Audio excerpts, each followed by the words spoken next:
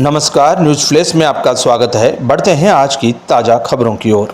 Kuchaman city से खबर है, जहां मौजूदा दौर आधुनिकता का है, लेकिन इसमें भी बुजुर्गों द्वारा तय किए गए प्रकृति के इशारों को नकारा नहीं जा सकता। खासकर मौसम को लेकर माना जाता है कि बुजुर्गों द्वारा माने गए प्रकृति के ये इशारे कभी गलत नहीं होते। राजस्थान में इसको लेकर लोगों का विश्वास भी बहुत ज़्यादा है। प्रकृति के इन्हीं इशारों के आधार पर इस बार मानसून के जल्दी आने और मौसम अच्छा होने का अनुमान है, और ये अनुमान लगाया जा रहा है एक खास जीव के नज़र आने पर। जी हाँ, इस जीव को राम जी की घोड़ी कहा जाता है और माना जाता है कि जब भी ये दिखाई देती है तो इस साल मानसून अच्छा होने की संभावना रहती है। हर बार सावन में नज़र आने वाला ये जीव राम जी की घोड़ी या बीरबहुटी कीड़ा नज़र आने लग गया है। राजस्थान में इसे सावन की डोकरी के नाम से भी जाना जाता है। नजर आई सावन की डोकरियाँ तो डीडवाना कुचामन जिले में बाहर छा गई। कुचामन क्षेत्र में मानसून से पूर्व और अब तक मानसून जारी है। जब भी खेतों में सावन की डोकरियाँ या बीरबहुटी कीड़ा नजर आता है तो फिर ये माना जाता है कि इस बार सावन जम के बरसेगा।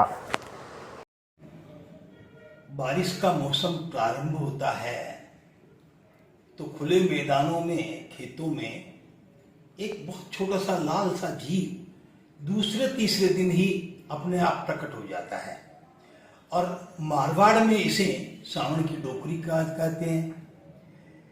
हिंदी में बीरबहुटी नाम है, और साहित्यिक लोग इसको इंद्रवधु भी कहते हैं। और पहाड़ों में जैसे ये निवाड़ है, इसमें इसको लालूड़ी बोलते हैं। आजकल ये कम हो गई है, क्योंकि जो खेतों में फॉरेट जमीन में पेस्टिसाइड के रूप में बीजा जाता है ना, उसकी वजह से इनका उत्पादन, इनकी जो है वो कम हो गई है। 8 पैरों का ये जानवर बहुत खूबसूरत है।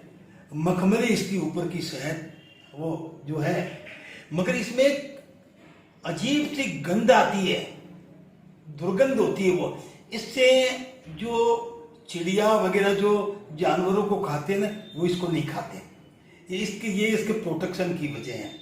और इतनी शर्मीली है ये कि अगर आप हाथ लगाओ या हाथ में ले, हाथ में ये नुकसान नहीं करती, न किसी को खाती, इसलिए बच्चे इसको पकड़ लेते हैं।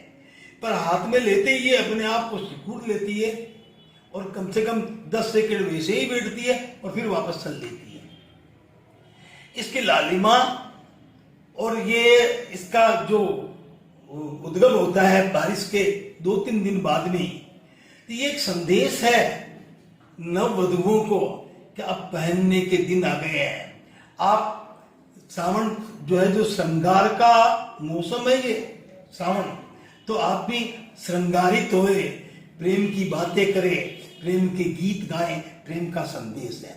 ये वीरबहुटी, सावन की डोकरी या लालूड़ी या इंद्रवधु, जो भी अपन कह सकते हैं, वो उसको कह सकते हैं। जो ये इलाका है, वहाँ पर एक बहुत ही सुंदर लाल रंग का एक कीट पाया जाता है, जिसे वीरबहुटी कहते हैं। और लोकल साधारण बोलचाल की भाषाओं में उसको सावन की डोकरी कहते हैं, क्योंकि इसकी जो शेप होती है, ऐसे लगता है जैसे कोई एक बुजुर्ग महिला झुकी हुई है। और ये एक बहुत ही सुंदर कीट होता है, जो उष्ण और गर्म प्रकृति का होता है, कसेला होता है। आयुर्वेदिक दवाइयों में इसका प्रयोग बहुतायत रूप से होता है। इसको विशेष रूप से सुखाकर इसकी ही दवाइयों का प्रयोग किया जाता है। यूनानी में इसको भी, दवाइयों के अंदर भी इसका बहुत प्रयोग होता है। और विशेष रूप से ये उष्ण प्रकृति होने से वात कफ का नाशक होता है। साथ में ये खांसी और दमा की औषधियों में इसका प्रयोग होता है। और इसके सुखाने के बाद ये बहुत ही चटक लाल रंग का होता है ये कीट। और इसको जैसे दूध के अंदर इसको पीस कर, जिन औरतों के स्तन शिथिल होते हैं, उस पर लेप लगाने से बहुत अच्छा लाभ होता है। साथ ही ये यौन शक्तिवर्धक जो दवाइयाँ होती है, जिन पुरुषों के अंदर कामेच्छा की कमी हो या जिनको उनके यौन शक्ति को बढ़ाने के लिए, उन दवाइयों में इनका प्रयोग होता है। विशेष रूप से इसके तेल बनाए जाते हैं, जो यौन शक्तिवर्धक, उन तेलों के रूप में ये मार्केट में बहुत उपलब्ध है। नमस्कार।